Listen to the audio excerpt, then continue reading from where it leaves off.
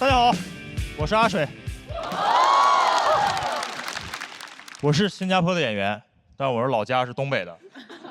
今天跟大家聊聊海外的东北文化，好不好？东北的 globalization。新加坡有很多的中国餐馆，越来越多。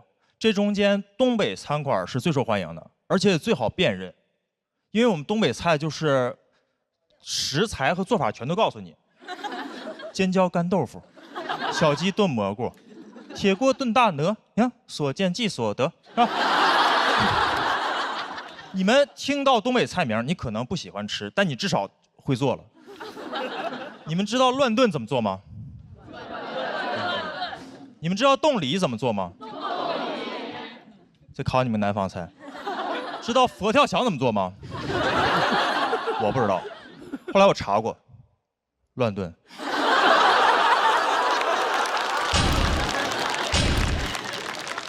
我在东北长大，习惯了在菜名里找那个食材和做法。我刚到新加坡的时候，有的菜名是靠猜的。我站在新加坡餐厅里一抬头，沙爹，先不吃，听着没大没小。煲仔饭，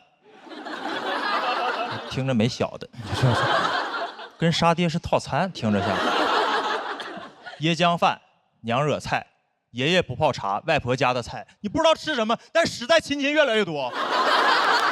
而且不光这个菜名，餐饮、餐馆的名字也是，你觉得出了东北都叫得很含蓄，把湖南菜叫湘菜，是吧？上海菜叫本帮菜馆，我们东北菜到世界各地都是东北烧烤饺子馆。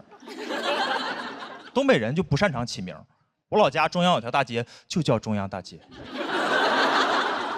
我们那儿乡村爱情剧就叫乡村爱情，不会让外地的朋友起疑，说是乡村爱情，乡村爱情，是不是个湖南餐厅呢？听着呢。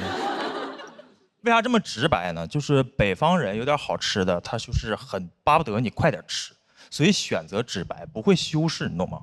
我每次回到我东北老家，我妈就是惦记让我吃东西，我不吃都不行，每天早上都是。儿子醒不醒呢？儿子醒不醒呢？我说我没醒，醒了呀。你饿不饿？你吃点东西，妈给你整点吃的。你饿不饿？你饿不饿？饿不饿？饿不饿？我说还行，饿了呀。你吃点这个，妈给你整。你有钱你买不着你这玩意儿，你吃你尝尝，你尝尝，你尝尝，你尝尝，你尝尝。我就只能吃。我但凡觉得好吃，我回程的行李里就全是这个。现在的直播带货说一大堆，我觉得没用，你都不如让我妈去啊。直播间的朋友来了呀，这个你尝尝，你尝尝，你尝尝，你尝尝，你尝尝吗？你尝尝。我们北方人就是这样，好东西不用硬夸，你只要尝过用过，你就知道它好。就像滴滴一样，你打开滴滴出行，新加坡、韩国、日本也能用中文直接打车，想咋滴就咋滴。还有没有在国外用过滴滴的朋友？回去用呢，用呢。哎，东北人就是擅长这种直给啊，他不光吃的，他有恋爱综艺或者恋爱节目，他也是很直给的。不让现在你们看那种普通的综艺，是吧？单身的地狱，结完婚的惦记离，要离赶紧离。一离十好几集，磨叽。你看我们东北老年人综艺，你上来大爷大妈刚一见面，那大妈说：“那你各方还行啊？”那大爷说：“我都行啊，是吧？”哎，这好综艺，大家回去看看啊，东北看看。哎，关于爱情，东北就是有的时候会过于松弛。我不知道大家听过那个乡村爱情的主题曲叫《谁是我的新郎》。这也太松弛了吧，都已经落到新郎了，不知道谁是新郎。我每次听这歌都有画面感，我每次听这歌都感觉是彩玲姐唱的，对面站5个小北，你说谁是我的新郎？啊，就是这种松弛。我把这个歌也给我的印度朋友听，我一直在想这个新郎是谁，直到我在新加坡给印度朋友听，我那印度朋友说我们印度有首歌叫《新娘嫁人了，新郎不是我》。这两歌不光歌名能对上，这俩歌好像是一起写的。就都能一起唱。我知道这个时间点唱歌有点奇怪，但是你知道北方人有的时候有点好东西啊。你听听呢，听听。谁是我的新郎？当当当当当当当当当，嘿，别再让我东张西望啊！那苦里猴呀，猴人呀，谁是我的新郎？几米，谁是我的新郎？嫁！哎嗨嗨，快来到我的身旁！咚咚大，好。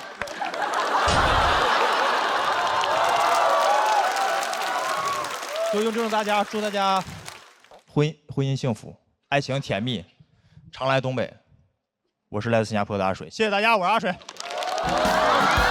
大家好，我叫阿水，我是在新加坡生活的华人，然后我老家呢是东北的，所以海外呢不光有华人，还有华人嘛，华人，对。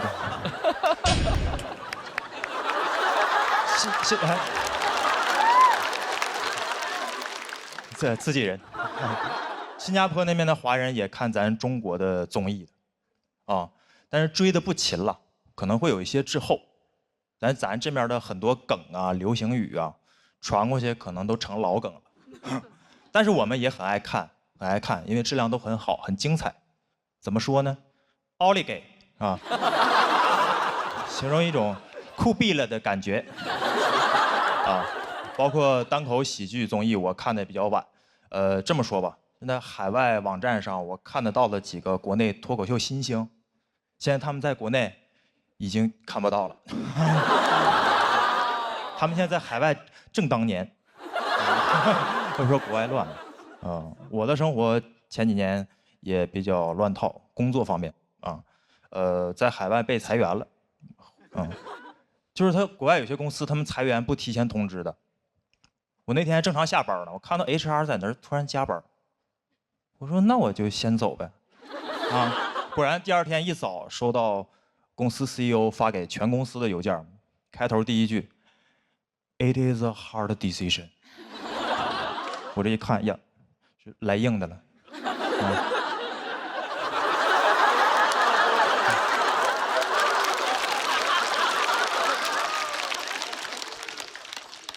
确实是能先走了是吧？当天就被裁了，当天被裁的。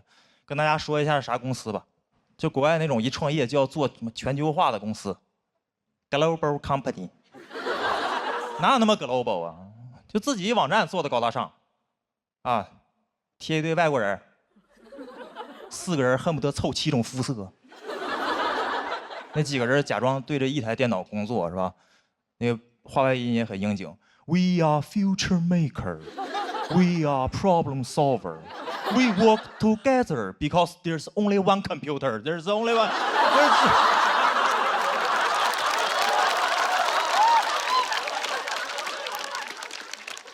一台电脑可不就 work together 吗？当时在海外接着找工作，挺累的，就是要接触各种 HR，就是刚被一个企业踢出来。你要再听新的 HR 宣传他们那些企业文化，我心里就俩字儿：忽悠。接着忽悠。我当时面试咱国内大厂在海外的部门，啥公司我也不说了，反正那 HR 说话挺有范儿的，感觉每个字都有节奏啊，非常感觉在跳动啊。当时那 HR 是这么跟我说的，说你要加入我们，你还是要融入我们的这种文化，也就是我们的 culture。我说，请问是什么 culture？ 他讲我们的企业员工最重要的素质就是谦虚啊。Our people are always humble。你们知道什么人不这么说话吗 ？Humble people。你们公司这么在意 humble 吗？要人谦虚，那我加入你们，我可以玩命谦虚，对吧？老板问阿水，这个东西加班能不能完成？我说我哪有那个能力呢？我以后交简历，我就交一份谦虚的简历。编程不会，英语不会，面试官说不会可不可以学？我说我可以学，但学不会。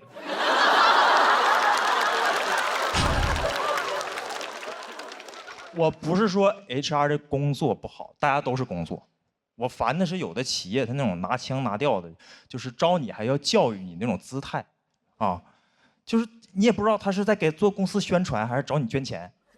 那到你面前就加入我们，你得到的不仅仅是一份工作，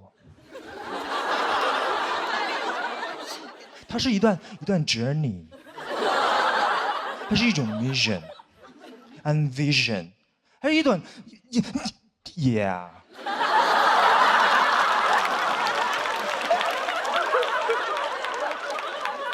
你说这跟 HR 聊天，你能没有格局吗？是吧？他跟我聊的都是 What's your 5-year plan？ 你的5年计划是啥？我回家心想，我这劳务合同也才3年呢。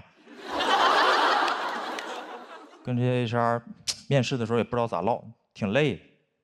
当时就特别希望学我东北我爸那样，就是在酒桌上都自来熟，能拿捏一切住场面，就是自信，对吧？一般一个老妹儿先把酒杯拿起来，有没有大哥讲2句啊？我爸拿起酒杯来，行。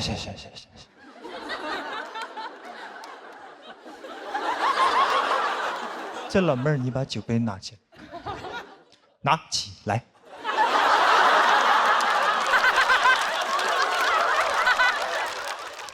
酒杯里呢有酒，我喝了，你随意啊。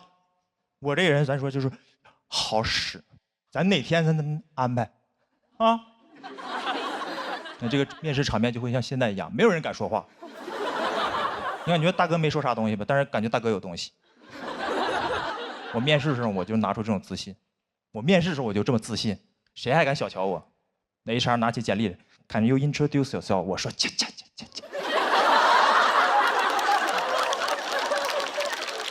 那 HR 老妹儿，你把我简历拿起来，拿起来。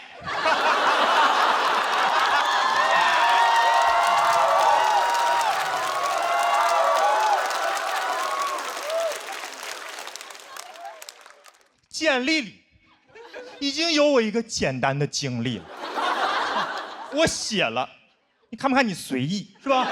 我介绍一下我们东北人，我们东北人好使。咱哪天咱安排，是吧？外国 HR 听不懂我就给他解释，好使。I'm a problem solver。哪天安排 ？I'm a future maker。谢谢大家，我是阿水。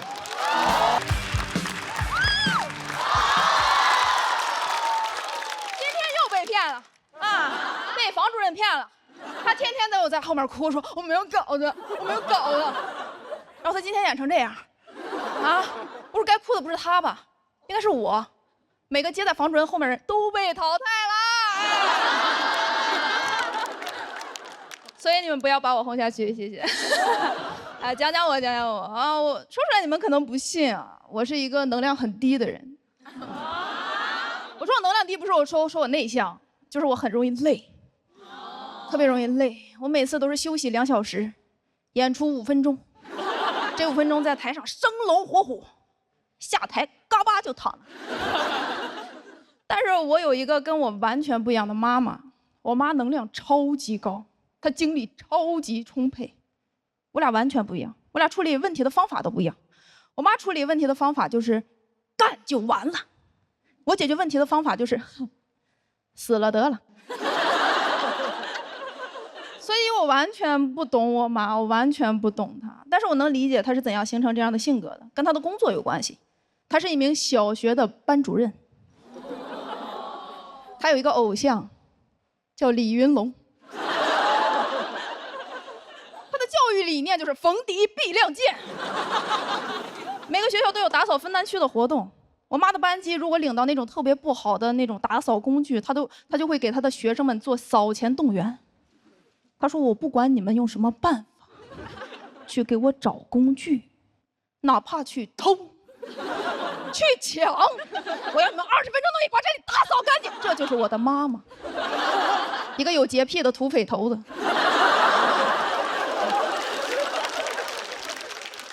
而且我妈特别喜欢搞氛围，特别喜欢搞氛围。每次年夜饭都是她的主舞台，一大桌子菜，一家子人做好了，她不吃，她拿起一杯酒，说：“来，我提一杯。”然后对着我姥姥说：“妈，感谢你这么多年对我的关心和照顾，这杯酒我敬你，祝您身体健康，寿比南山。”我说：“妈，你要找我老办事儿吗？啊？我感觉你们俩都不熟，我要不给你俩引荐一下了，我要。”而且他自己敬完了之后，他又指挥别人敬酒，让我老舅给我姥敬酒，让我老姨给我姥敬酒，然后他们仨一起给我姥敬酒。我说：“咱们家是敬老院吗？”我老80了。我说再这么敬下去，我觉得我老寿比南山难。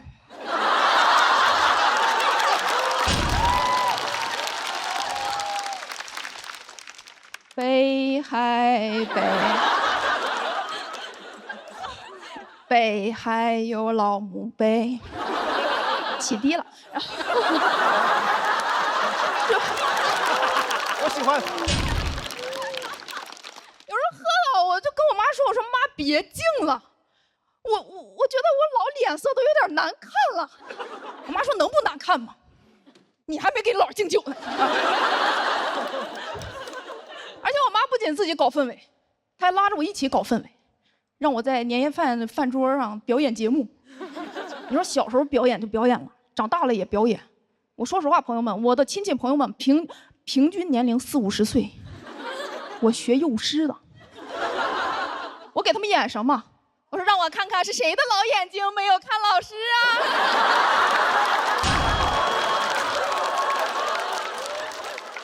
太荒谬了！最荒谬的是，没有一个人觉得这很荒谬。而且我妈连生病的时候都要搞气氛。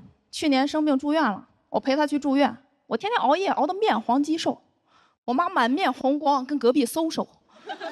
医生进来都懵了，跟我妈说：“你长点心吧，你孩子都病成这样了，你还有闲心跟人唠嗑呢啊！”而且没住2天，几乎整个楼层的病人都认识我妈。我妈在走廊里散步的时候，那3步一招手，5步一回头，谁都得过来跟她唠10块钱啊。她天天在医院里给人化疗，哇！我陪我妈在走廊里散步，后来我发现，都有人开始认识我了。他们指着我跟我妈说：“哎，这个就是你经常提起的那个说脱口秀的女儿，对不对？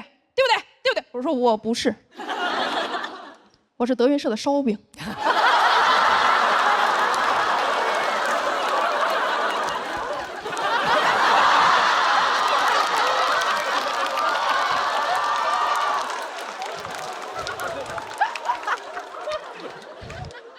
我知道这段脏，但是我喜欢。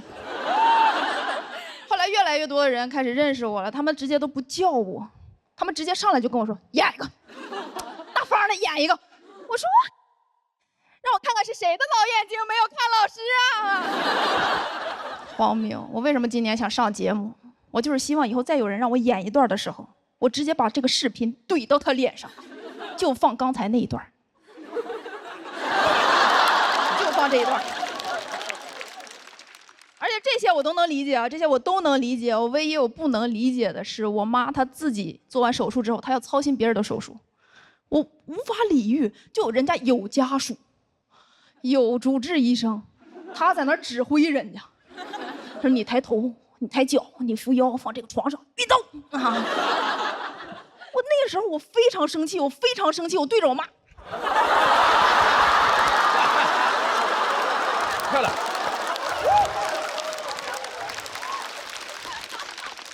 我说妈，你也是个病人，你应该躺在那儿休息。你天天操心别人的事，你不累吗？我妈说，你天天说脱口秀，跑这儿跑那的，也赚不了什么钱，你不累吗？我说妈妈，你帮助别人的样子真好看。我发现啊，我其实那段时间我整个人都想改变我妈，我想让我妈变得像我一样，就是安静一点，有助于她的恢复。但是后来我发现，我妈住进那个病房之后，整个病房欢声笑语。虽然我还是不懂她，但是我决定尊重她，因为我的愿望很简单，就是希望我的妈妈身体健康，寿比南山。谢谢大家，我是月明。大家好，大家好，我叫大老王。我最近忙，最近在卖一个走步机。为什么卖呢？因为是我买的，我有商品的支配权。什么是走步机？就是一个运动器械，就是跟跑步机差不多。跑步机的最高配速12，走步机最高配速6，你就可以理解为就是跑步机老了，你懂吗？就是你也可以叫它跑不起来机。我这个身高体重在这个上面其实很难走起来啊，只能看起来很欢快。很冷门的一个产品，历史上我没见什么人用过，只见过一个人用过，就是春晚上的黄渤。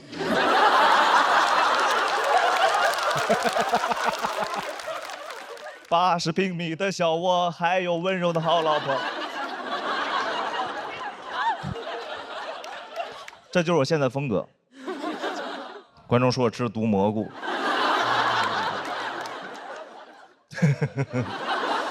买是因为它可以边工作边运动，朋友们。我不喜欢工作，我也不喜欢运动，所以它可以一起做，你知道吗？效率很高。工作时间用来运动，运动时间用来工作，你的1个小时就变成2个小时，1天就变成2天，24小时就变成48小时。所以我今年32，其实我已经64了，还有1年退休。不，其实是半年。抱歉，这一些精妙的逻辑推演。边工作边运动，你们不兴奋吗？啊，那边工作边运动呢？边工作边运动呢？边工作边运动呢？边工作边运动呢？边工作边运动，边工作边运动呢？这走步机的6种配速，然后。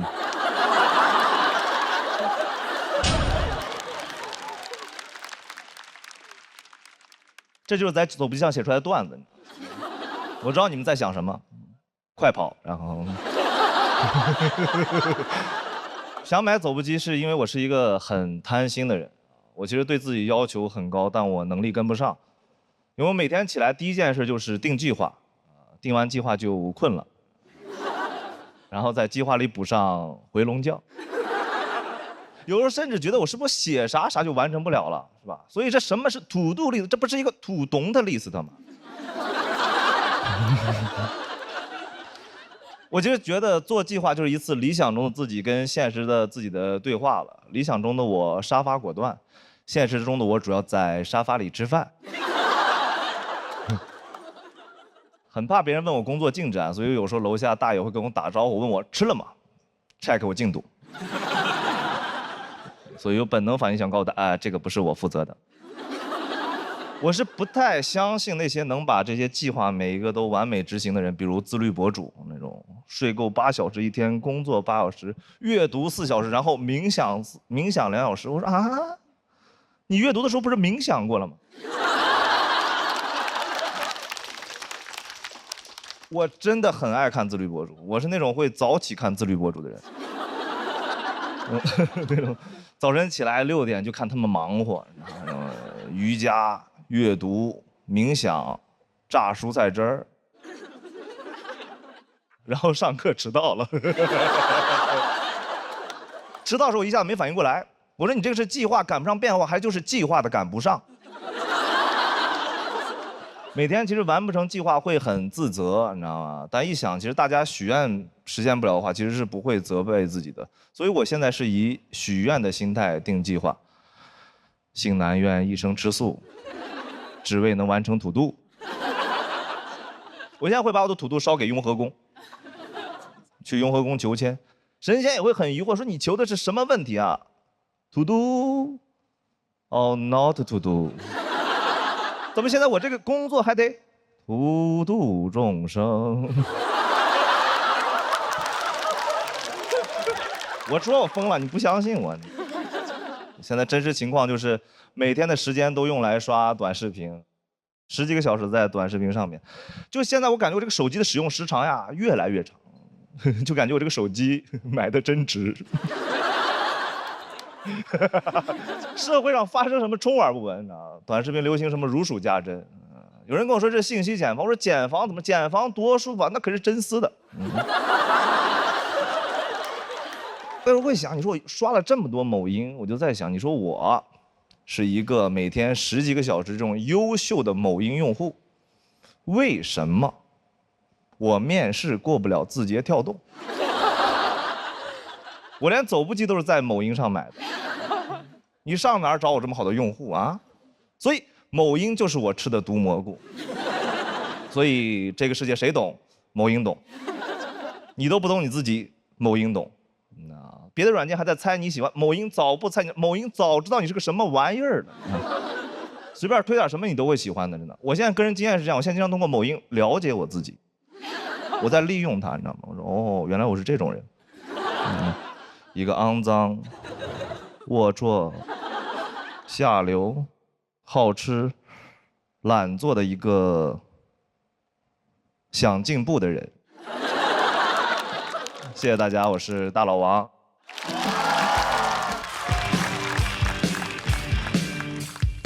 嗨，大家好，我是大爷。哇，又录到深夜了啊！你们困吗？一看就经常熬夜。这个世界很多人熬夜，我懂你们。嘉宾熬夜有通告费，选手熬夜为了比赛，那只有你们熬夜，那是真热爱啊！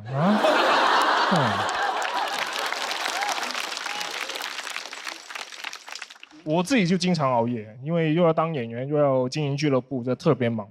有时候凌晨2点还在回消息。每到这种时候，我就会想起《灰姑娘》里面那个一到12点就会变回南瓜的南瓜车。嘿，他居然赶在客户还没完事的时候准时下班。你这放到现实，这个南瓜只会丢掉他网约车司机的工作，然后改行送外卖。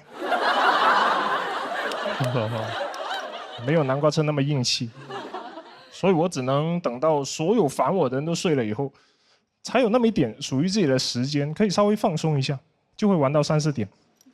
我当然知道早睡很健康，但是不开心；熬夜很开心，但是不健康，很矛盾。我到底是应该身强力壮的抑郁，还是活泼开朗的猝死？感觉身体跟灵魂总有一个快要上路了。每天熬到3、4点，现在作息非常的规律。有时候2点困了，我都劝自己，怎么这个点就不行了？再坚持一下，床头柜刻一个碗字。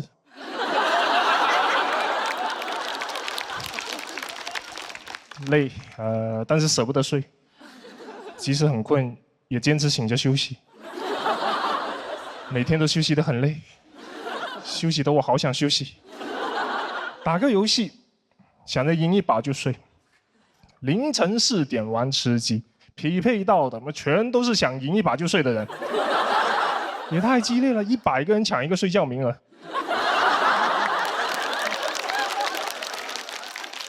还没吃上鸡，鸡都开始打鸣了。看个电视剧吧，这一集不够精彩，不过瘾，得再看1集。这一集很精彩，等不了了，更得再看1集。连续剧不就得连续看？好不容易看完35集的《长安荔枝》，终于上床了。短视频又来找我了。我现在不是刷完一个视频然后去睡，我是在刷一个视频过程当中睡着了2、3次，我才会睡。我都不是睡过去的，我是晕过去的。刷到美伊谈判。特朗普不同意，但是我点头了。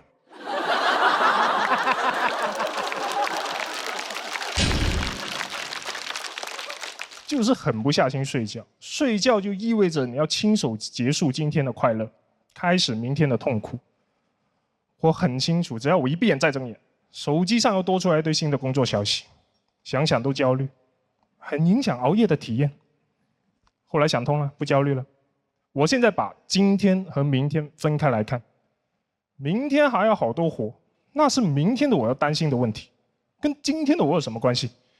明天早上8点飞机，管他呢，又不是我赶。明天的我少睡一点没关系的，他比今天的我又更老了一点。老人嘛，就是觉少。这个就是我现在的人生哲学。今天的我享今天的福，明天的我吃明天的苦。我小时候不是这样的，小时候我会提前把作业做完，就可以玩一整个暑假。但是现在我提前把工作做完，我就可以做更多的工作，但没有尽头。还买什么走步机？人生就是一台走步机。成年人是没有暑假的，我的暑假就1点到3点，没有 gap year， 只能 gap 1夜。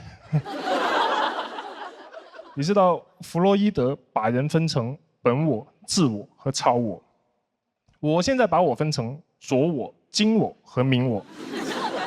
昨天的我没有完成任务，今天的我指望明天的我，明天的我说人呐、还是要靠后天努力。谢谢大家，谢谢大家。Hello， 大家好，我是刘仁成。确实压力有点太大了。我最近唯一坚持的事，就在朋友圈每天抱怨为什么要比赛，为什么会这么痛苦。前天我又发了一条，说为什么比赛就只让我这么痛苦呢？佳佳您回复，可能是因为你没参加过高考吧。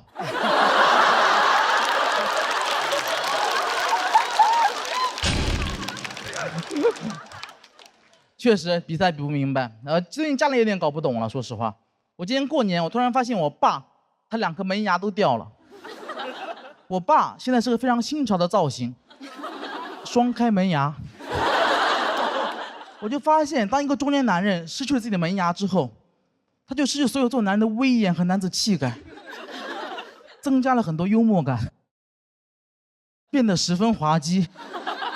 我爸现在我心目中已经不像是一个父亲了，更像是个父亲。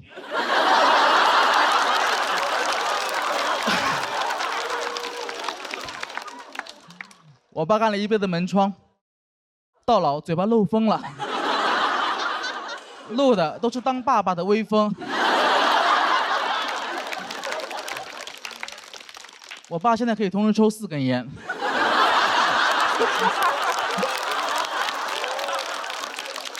别人抽烟都是散客，他就属于卡座。其实很担心讲这个话题，大家不感兴趣。毕竟这个故事有点老掉牙了。但我爸他掉牙原因并不是因为年纪，是因为他的糖尿病的并发症。他糖尿病有点严重了，到一个很难控制的地步了。不知道为什么会这样子，可能是因为他完全没有控制吧。他对待治疗太消极了，他每天只在打完胰岛素后测血糖。我爸，你骗谁呢？你在干嘛呀？你在做数据。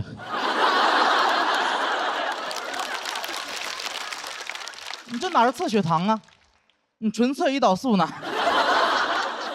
而且你说我爸他不控制饮食吧，他也没吃啥好东西，每天早上起来先吃一盆挂面，用最小的成本给身体最大的伤害。每天早上起来往那一坐，跟县太爷似的，升堂。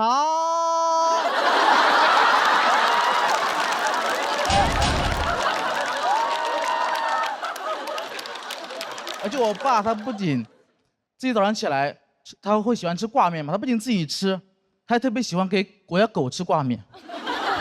我特别生气，我觉得你已经因为自己乱吃东西，对吧？已经把自己搞出了一身病了，别给狗也整出病来。我爸说：“哎，别乱讲，糖尿病主要是因为遗传，不是吃出来的。而且人的病，狗怎么会得呢？”今年2月，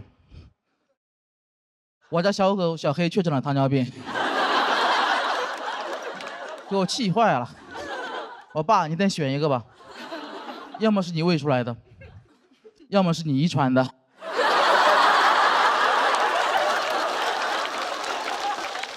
而且考虑到遗传，很绝望，我以后肯定也会得。过几年别人问我爸，你们家谁有糖尿病啊？我爸说，我和犬子。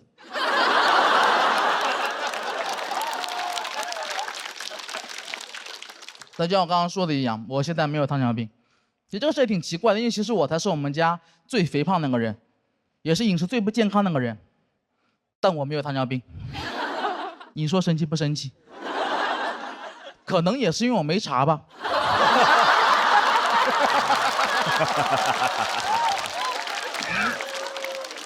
这玩意儿你别说，真神奇，只要不查就没有糖尿病。我有点害怕体检，我很久没去体检了。我上次去体检，医生嘱咐我写作业的时候离本子远一点。但这导致个问题在于，我现在很难劝我爸妈去体检。就每当我劝我爸妈去体检，他们就劝我去体检。你们去，你去，你们去，你去，你们去，你去。这么大年纪了，跟我玩反弹。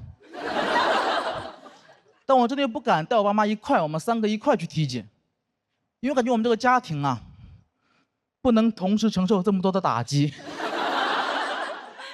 你不能把胖子放在一个篮子里面。要是我们家全部被查出糖尿病了，怎么办？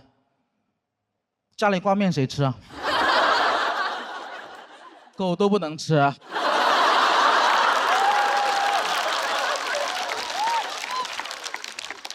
但我说这么多啊，我不是在指责我爸，我也并不觉得我比他更懂这个世界，我觉得他有点固执而已。我一直很佩服我爸。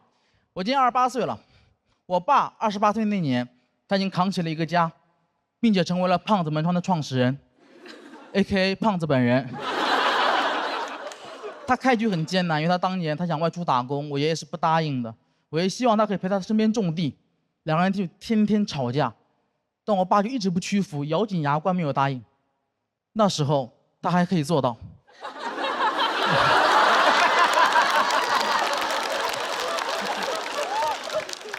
有一天他们吵得特别凶，我爷爷把我爸爸带到一个田里面，挖了个坑，跟他说：“如果你再提去外面打工的事情，今天我就把你给埋了。”然后一脚把我爸踹进了坑里。当时全村都过来看热闹了，也有人在劝我爷爷，但我爷爷不语，只是一味的挖地。这不是一般的挖地，这是道德的挖地。我现在尽量轻松去讲这个事情，但那天对我爸来说一定是非常恐怖且难熬的。那天泥土就像雨点一样不断落在我爸的头上，但我爸还是没有求饶，最后他赢了。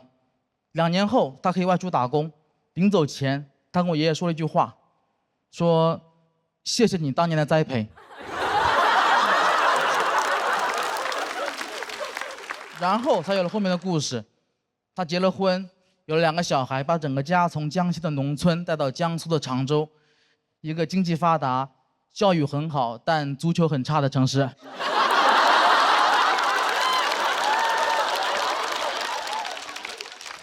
这是后话了。我觉得我不如我爸，因为我比赛已经让我有点喘不过气了。如果我遇到这样的打击，我可能就一蹶不振了，我就再也起不来了。我最多在小某书上起号。家人们，这个世界谁懂啊？恶毒的爸，不停地挖，泥巴里的我怎么开出生命里的花？但我爸什么都没做，他就默默忍受这一切。我爸被我爷爷从小打到大，但我从小没有挨过1次打，可能是因为我爸淋过土吧。淋过土的那个男孩学会了给别人打伞。所以前2天我还带我爸妈去体检了，我觉得得面对这一切。体检报告出来之后，确实吓了我一跳，因为我发现我爸妈的病啊加起来都没我1半多。哇，比子欲养而亲不待更可怕的事情发生了，子要先带了。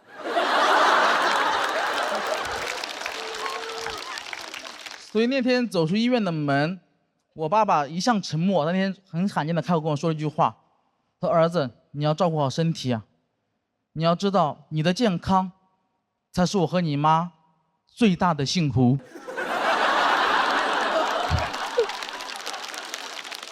那一刻，炎热的夏天突然拂过了一阵凉爽的风，是爸爸的微轰。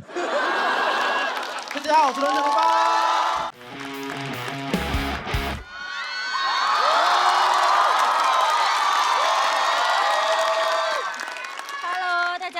我是程潇。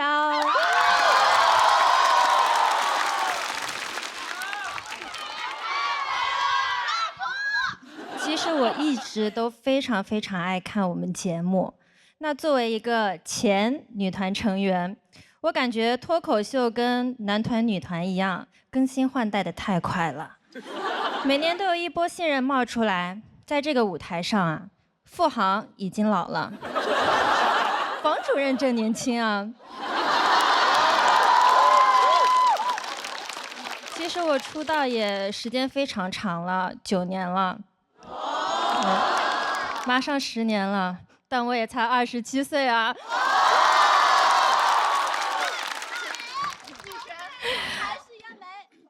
谢谢。我15岁就去海外当练习生了啊。练习生生活挺辛苦的，但我很要强。给家里打电话的时候呢，都是报喜不报忧，因为旁边还有人盯着。我不知道他是会中文还是只会思密达。打电话只说场面话，都不敢讲太私密的。这也就是当年，要放到现在，我妈每周接到一通境外来电，电话那头我跟她说，我过得挺好的，不说了，我旁边有人，我妈都得怀疑，不是要成团吗？怎么成团伙了？那有段时间呢，我也是会有情绪不太好的时候，我也不敢跟我妈妈说，结果我老板杜华姐就告诉我妈了，所以我现在就把杜华姐的微信备注改成了杜比音响。从此之后，我妈妈了解我的方式就是问：小杜，程潇最近怎么样啊？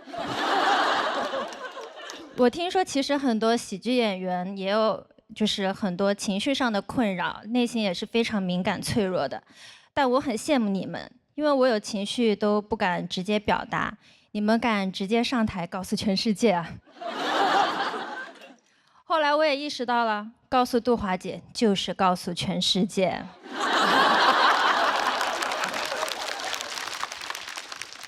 但确实有些事情让我妈妈知道了，她只会更担心。我记得有一次我左腿骨折了，然后我坐着轮椅去面试的中餐厅，他们都说你这样还去啥中餐厅啊？你该去的是中医院。然后都劝我，你就剩一条好腿了，现在得好好休息。我说剩一条好腿了，我才要努力搞事业，万一要是站起来了，谁见了不得说独立女性？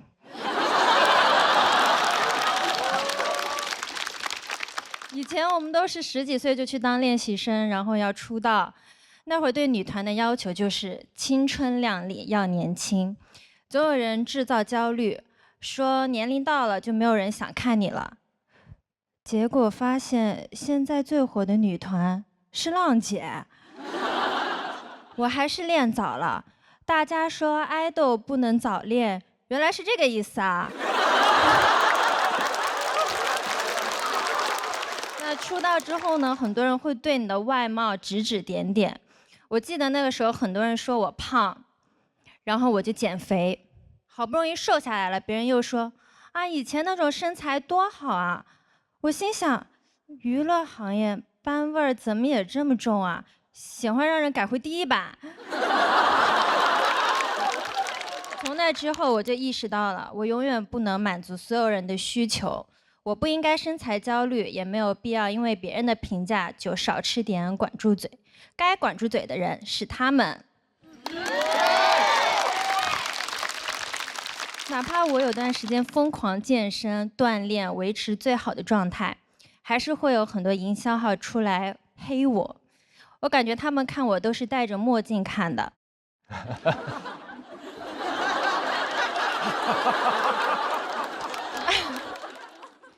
但是现在我看开了，我去户外运动也不涂防晒了，先学会自己黑自己。我的团队说晒黑了怎么办呀？我说没关系，也会有营销号把我从黑的说成白的。我觉得舞台上演员就应该是多种多样的，不是只有唯一解。像脱口秀演员就是高矮胖瘦都可以，这里审美是多元的。你看刘仁成多圆啊！最后希望各位演员比赛都加油，能走到半决赛肯定都是很厉害的脱口秀练习生了。赢了当然是好事，输了也没关系，毕竟比赛也不是唯一的解。谢谢大家，我是程潇。